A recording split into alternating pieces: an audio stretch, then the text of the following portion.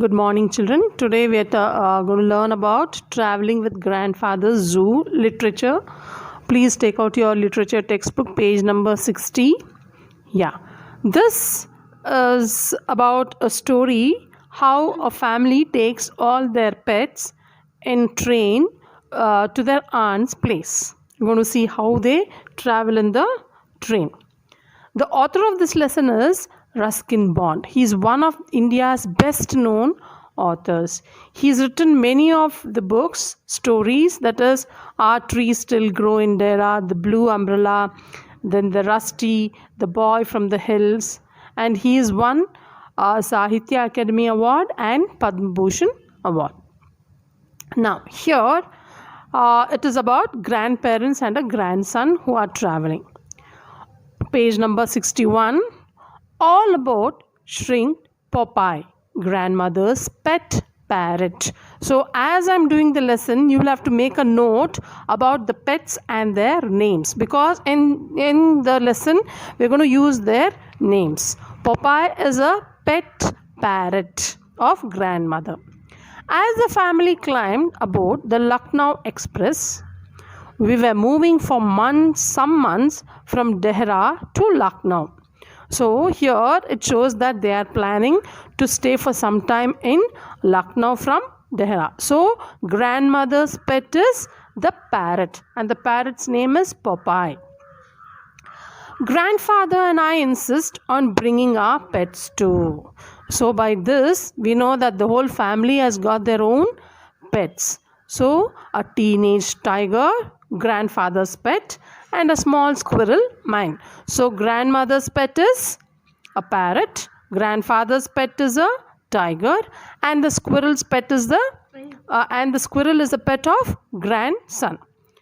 But we thought it prudent to leave the python behind. So I don't know whose pet is a python. As we go, we will know. So altogether you have the parrot, the tiger, the squirrel, and a python. Prudent means it is acting in a cautious and a sensible way. So they are all traveling. Page number 62. In those days, trains in India were not so crowded, and it was possible to travel with variety of creatures. So nowadays they don't allow us to carry our pets and all over the train and all.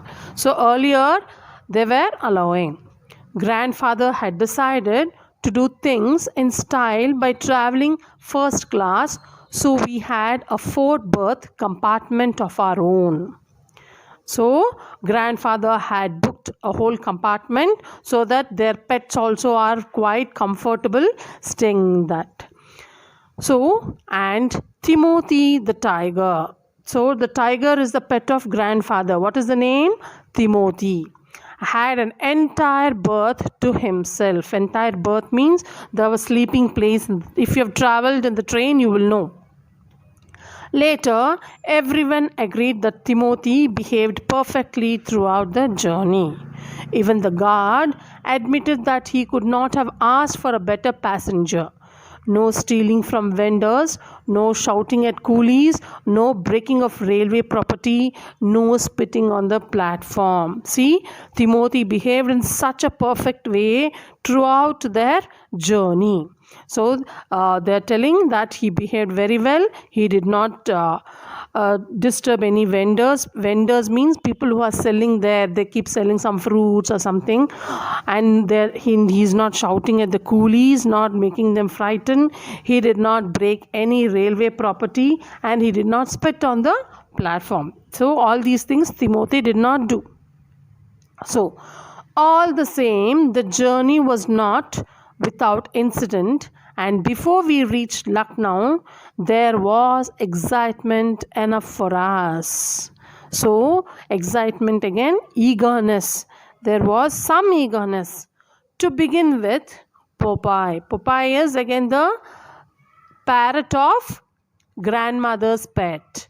To begin with, Popeye objected to vendors and other people poking their hands in through the windows. before the train had moved out of the Dehradun station, he had nipped 2 fingers and tweaked a ticket inspector's ears. See, this parrot did not sit quietly at all. What did he do? He nipped 2 fingers of someone, and the ticket inspector's ears he went and tweaked. He just went and twisted and pulled the inspector's ear. No sooner had the train started moving than Chips, my squirrel. Now the squirrel name is Chips. So the Popeye is the parrot name, Timothy is the tiger's name, and Chips is the squirrel's name. So please remember this. No sooner had the train started moving than Chips, my squirrel, emerged from my pocket to examine his surroundings. So poor thing, he was inside the grandson's pocket. He just came out to see the surroundings. Before I could stop him, he was out of the compartment's door, scurrying around the corridor. Before he could hold him, he went around the corridor. Chips discovered the train was the squirrel's paradise. Paradise means heaven. So Chips knew that it is his paradise, it was heaven. Almost all the passengers having bought large quantities of roasted peanuts before the train pulled out. So everyone, when we are all traveling to train, we also carry some eatables, right? The same way the passengers here also, they had carried some peanuts, and peanuts are very favorite of the squirrels. So he had no difficulty in making friends, and with both children and grown-ups. So all of them became the squirrel's friends, and they all gave him this roasted peanuts. And it was an hour before he returned to our compartment, his tummy almost bursting. So he went to most of the compartments, so all of them fed him with the roasted peanuts.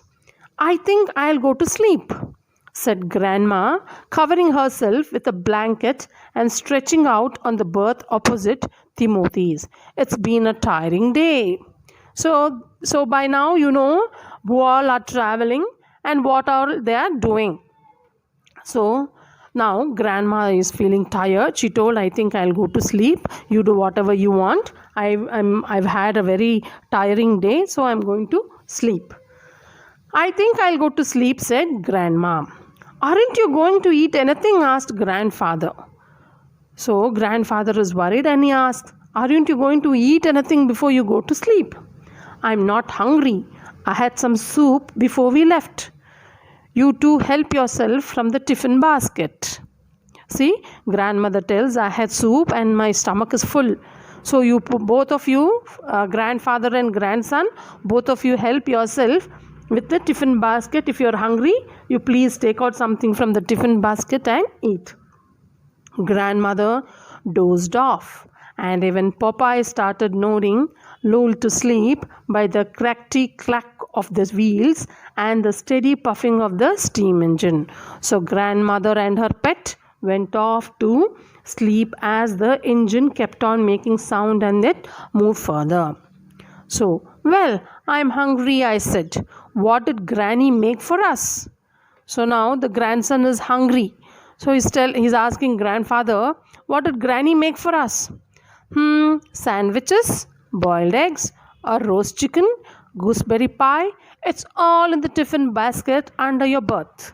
So grandfather is telling a list of things what grandma had prepared. What are all those? Sandwiches, boiled eggs, a roast chicken, and gooseberry pie. Pie is a cake sort of a thing, children. Okay. So all these are there. My grandmother has prepared. It is there under your berth. I tugged at the last basket and dragged it into the center of my compartment. The traps were loosely tied.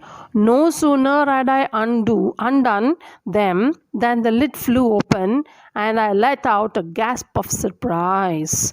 So he told he's hungry. He pulled out the basket and he opened the basket and he was surprised to see something. What is that surprise? We will see it in the next class. Okay, children. Thank you.